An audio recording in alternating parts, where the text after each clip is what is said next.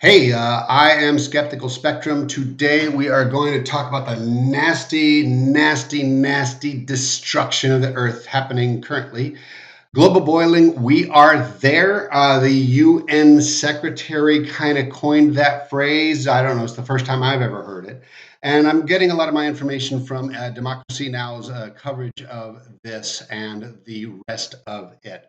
So the boiling is appropriate because we're getting temperatures way into the hundreds, and some bodies of water experience temperatures around those areas and stuff like that. So I mean, literally, bubbles could start happening in shallow water and that kind of thing, and you don't want your kids to go into the water to cool off and wind up coming out with burns on their skin.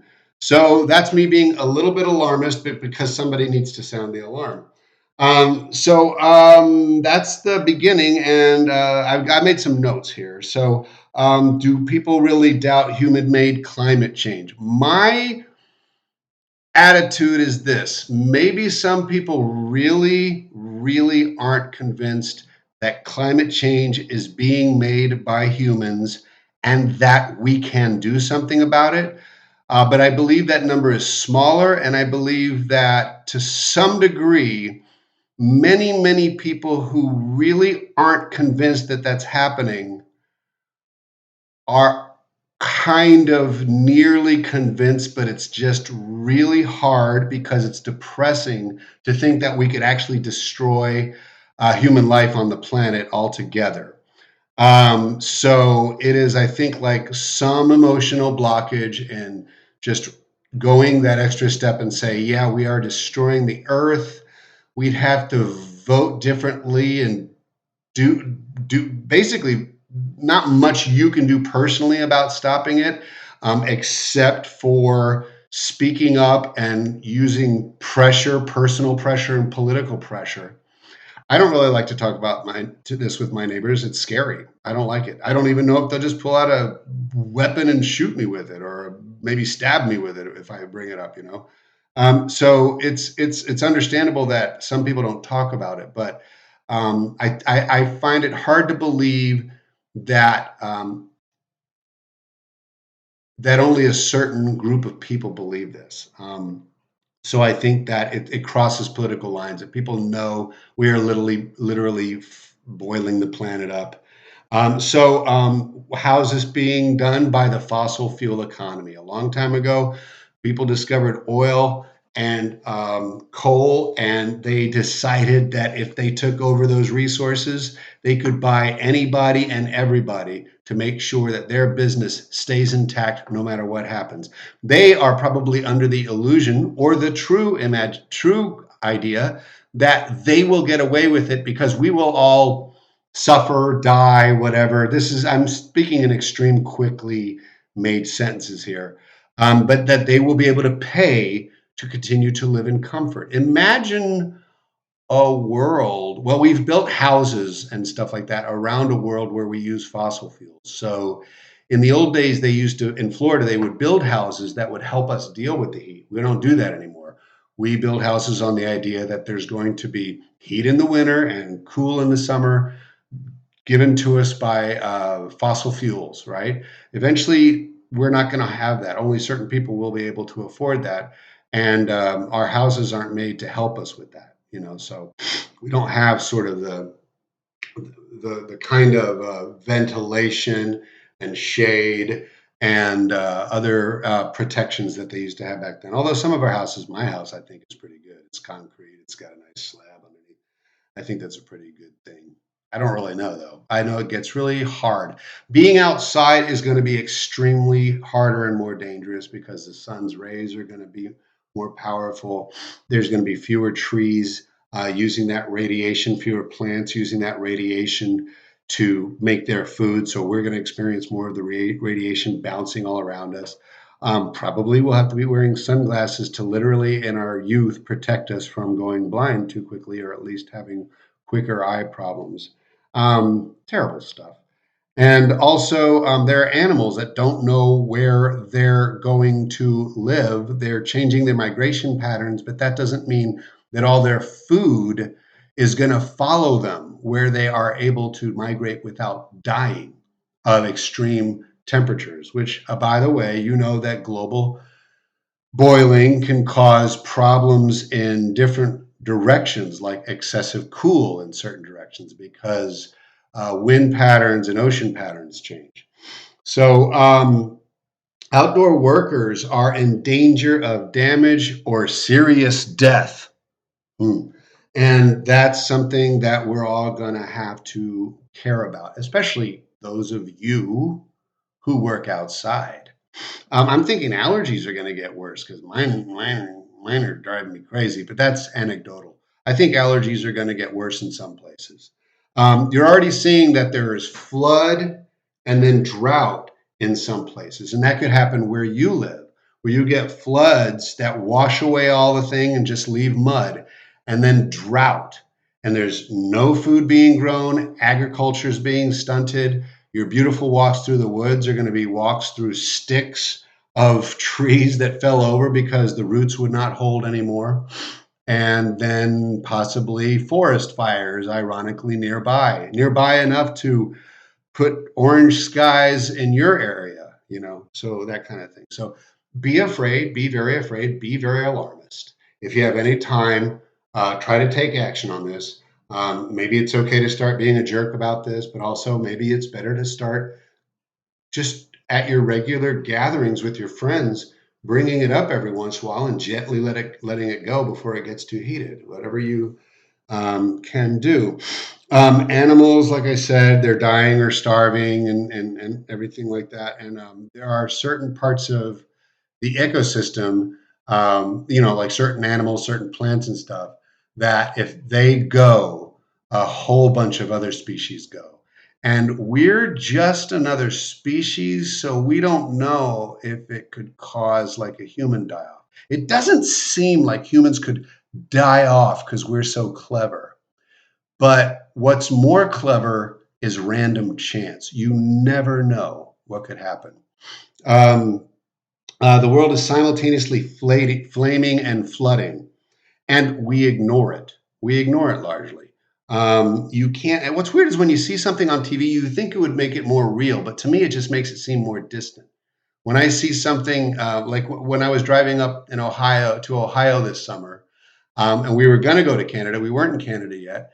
The skies were orange, and I noticed I smelled smoke, and I was noticing the smell of smoke first, but I didn't want to talk about it because I just felt silly. To me, a smell is like a very vague thing. It could be just me that I'm smelling something coming out of the car as we were driving.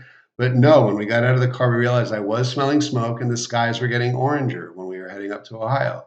By the time we got to Canada, they had been actually we didn't get any orange skies there. We didn't get any problems there. And then the fires went out while we were there. And then we came back, and apparently by the time we got back to where we live, they started having more wildfires. So look forward to all the things you never thought could happen in your neighborhood, in your town, happening in your town. You can't assume, though, that we are not able to either stop this. Well, actually, in some ways, we have the ability to stop this or slow it down. And then, secondly, you can't pretend that we don't have ways to mitigate the effects of this or to protect people and wildlife and our environment from it. Imagine a less oxygenated atmosphere. Just imagine that from the die off of plants and certain kind of like microbes that are phytomicrobes, phyto bacteria or whatever that can actually create oxygen for us. Imagine living in a low oxygen atmosphere. So there is evidence that we are able to stop this, especially like we can stop the methods that are creating this, like stopping fossil fuels. It's like when you stop a car, you don't stop all at once, but you do step on the brake, right? So to stop before you want to go over the cliff, you have to start now. And that means you listening to this. And it's to stop the ongoing climate change and to stop and also to realize we can do other things to protect lives from the effects of the climate change. And we need to do those things. But there's a lot of money controlling the government paranoid sounding, but controlling, the elections, donating, telling politicians what they want in return for donating. They have big charity dinners together and they talk to each other about how to make deals to get me elected and all that kind of thing. So reducing carbon emissions requires more people to vote for drawing down fossil use because aside from bribes and other ways that rich people can get money to politicians, it's the votes that the politicians are looking for. A lot of their treasure chest is not necessarily for their own expenditure and buying themselves a Bentley. It's about using those to get you to vote. And so if you insist on voting against people that are supporting things that create more climate boiling, and you vote for people who are going to work against the fossil fuel corporations and other corporations that are tearing up the earth, then you will have made them make all those deals for no reason. They can get all kinds of election money and they'll lose anyway. So if you're a Republican, vote for a Republican that is like a pro climate Republican. There's one out there, I think. And then if not, just vote for a Democrat that is truly has a pro climate history, or some up and comer who is just a freak, who all they care about is about the climate. Project 2025 is the Heritage Foundation's push to prevent solving the problem that I'm talking about. They're destroying existing environmental protection. That is their goal. The Supreme Court green lighted a pipeline recently that will just compound the misery. They're going to dig up the earth. They're going to pump oil through it. Aside from the fact that oil leaks, it's going to just create more fossil emissions, and it's going to poison where the wells are and stuff like that. It gives diseases to the climate, to the carbon, to the fossil fuel workers. They get diseases from working in that living. It's not very good, and it doesn't pay enough anymore, and not enough for that. The Heritage Foundation's Project 2025 is working to make the world a worse place, but they believe that they can buy their own little corner of the world, or Mars or Moon. Who knows what they're thinking? But they're going to be able to protect themselves from it. So it's you've got to get out there and talk about this and vote. In my opinion, you should do that. Politicians are resisting future renewable energy development. So when you go and you watch, because nowadays more people watch what's going on in Congress and the Senate, and you're thinking about cheering on that politician that says, we're not going to let people scare us about the climate. Pause, take a deep breath, and realize maybe you've been cheering for the wrong sentiment, and say, wait a minute, I need to think of this person as an enemy of my children and myself. They're making the world more dangerous for us. Think about future tidal waves that might occur. Just think about that. I don't know if they're gonna. But so there are politicians doing that. Carbon trading, that whole thing where you buy like stock in places that create carbon-free energy, or you do that to like pay somebody to do cleaner energy so you don't have to. And then there's the other part where you earn money for not emitting carbon. It turns out that all those places are somehow emitting carbon. There's no real check and balance. I better hurry up because I don't want to make too long of a video. Your children's lives will possibly not be as good as yours.